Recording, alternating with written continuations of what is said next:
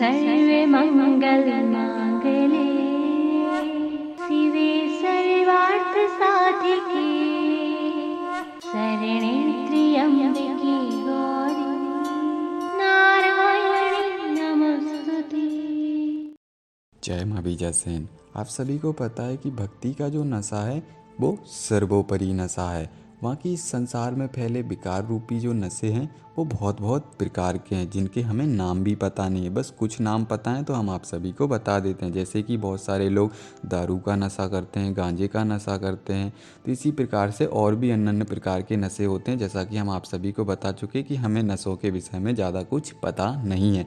बस इतना पता है कि बहुत प्रकार से लोग नशे करते हैं, लेकिन सिर्फ हमें भक्ति का नशा पता है कि जो इस संसार में सर्वोपरि नशा है। अगर कोई व्यक्ति एक बार भक्ति का नशा कर लेता है तो उसका पूरा जीवन परिवर्तन हो जाता है। साथ ही साथ उसके लिए इस नशे का जो प्रभाव होता है वो बहुत भयंकर चढ़ता है। इतना भयंकर चढ़ता है कि आप दुनिया का कोई भी नशा कर लीजिए, दारू पी लीजिए, गांजा पी लीजिए, वो आपके लिए उतना नहीं चढ़ेगा जितना कि आप भक्ति करेंगे। और भक्ति का अगर नशा आपके लिए चढ़ गया तो आप विरक्तता की श्रेणी को पकड़ने लग जाएंगे, आप विरक्त होने लग जाएंगे, आप इस संसार के मोह माया को त्यागने लग जाएंगे। और असली नशा यही है कि जिससे हमें अपने जीवन में परिवर्तन हो, ना कि कोई नुकसान हो अपने जीवन में। तो जो आप इस संसार में फैले विकार रूपी जो नशे हैं, अगर आप इनको करते हैं तो इनसे आपके जीवन में दुष्परिणाम ही होंगे, लेकिन आपके जीवन में कभी परिवर्तन नहीं होगा। आपके जीवन में इतने प्रकार के नुकसान होंगे कि जो आपने कभी सोचे भी नहीं होते हैं।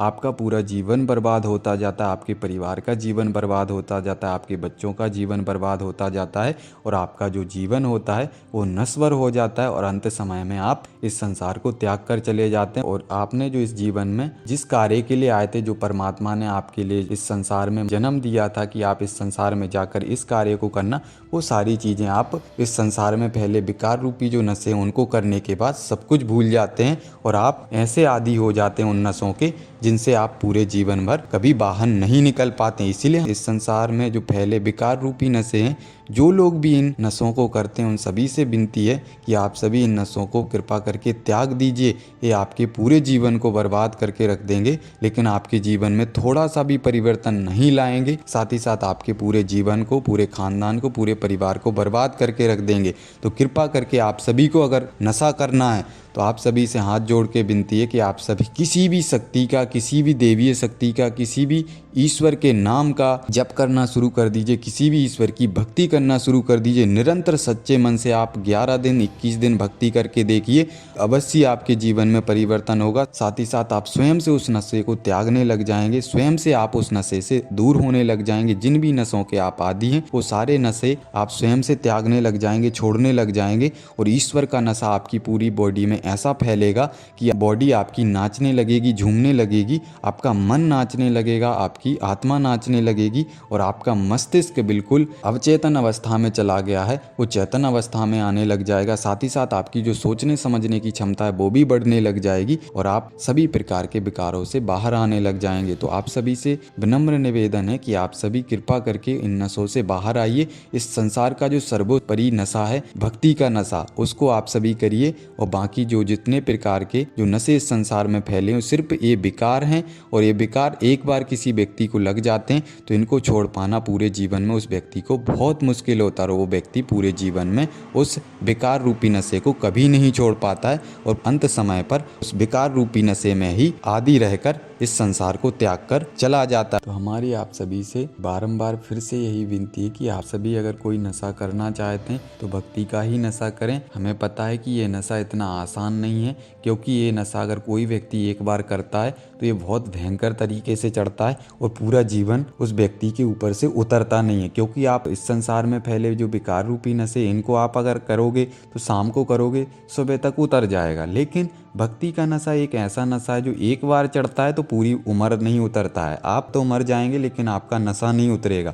इसीलिए ऐसा नशा करो कि जो पूरा जीवन आपको चढ़ा रहे। ऐसा नशा करने से क्या फ़ायदा कि जो घंटे 2 घंटे या 10 घंटे चढ़ता चढ़ता है, शाम को चढ़ा, सुबह उतर गया, इस नशे को करने से कोई फायदा नहीं है। तो इसीलिए हम आप सभी से कह रहे हैं कि आप सभी ऐसे नशे को करिए कि जो नशा आपके पूरे जीवन में चढ़ा रहे, साथ ही साथ कभी उतरे ही ना, और ऐसा चढ़े कि आप पूरा तन बदन से बिल्कुल झूम जाएं। और हमें ये भी पता है कि हमारी ये जो बात है बहुत कम लोगों को समझ में आएगी। कुछ लोग ही हैं जो हमारी इस बात को समझ पाएंगे और इस बात को फॉलो करेंगे। बाकी लोगों के लिए तो हमारी ये बात छोटी वोटी लगेगी। तो जिन भी व्यक्तियों को हमारी ये बात समझ में ना आए तो कोई दिक्कत वाली बात नहीं है, लेकिन फिर भी हम आप सभी से कहेंगे कि हमारी इस बात को गहराई पूर्वक समझिएगा और समझ के इस चीज़ को फॉलो करने की कोशिश करिएगा।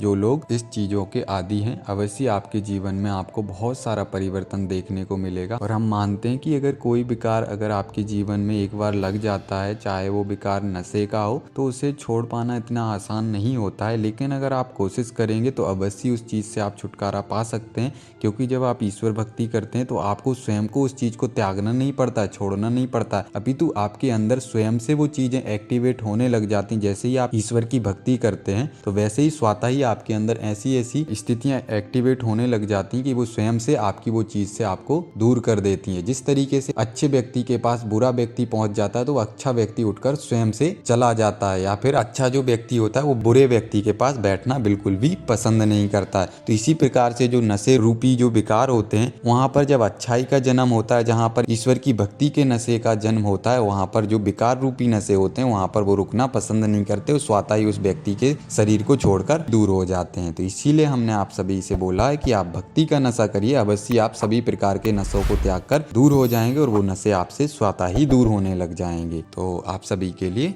जय मां बीजा सेन।